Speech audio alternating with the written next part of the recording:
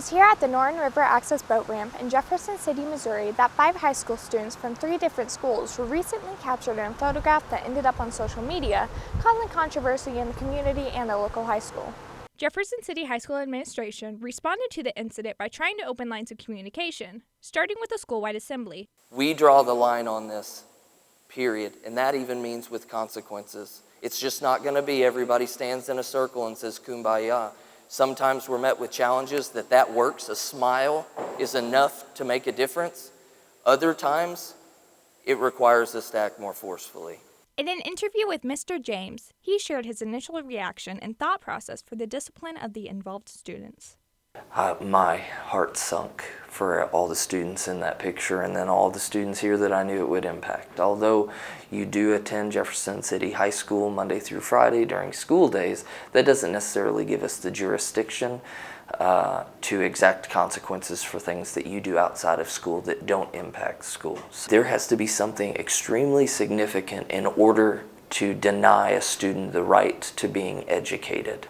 And very quickly it was easy to determine that it was going to be very difficult for students to learn and teachers to teach without taking some sort of action, which is where it does come into our authority. So with the focus being on the disruption, then you have to consider how long might this disruption occur. And the disruption, although it may sting and be uncomfortable, even a year from now, it won't really disrupt the educational process a year from now.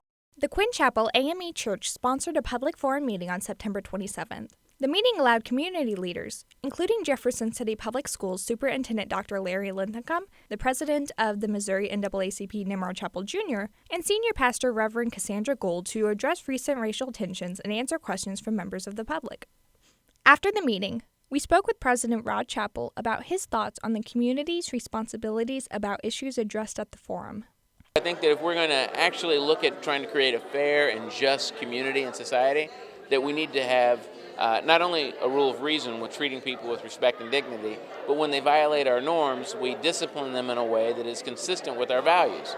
Reverend Gould shared how she believes the community should come together in order to learn from their mistakes and better themselves for the future.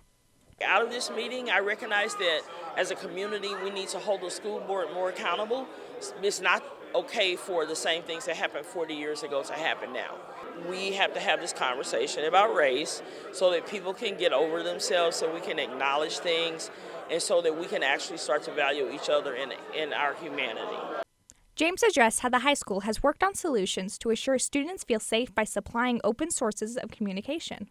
A lot of one-on-ones, 2 or 3 students at a time, group of students, and then through our QR code, some of the feedback and FAQs, we'll kind of do a more comprehensive or general address to that.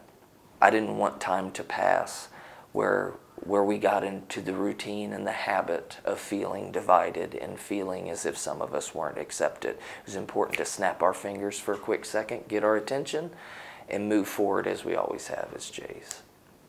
Weeks after the photograph was posted, the 3 Jefferson City High School students transferred to other schools. We reached out to 2 of the students and a principal from one of the other schools.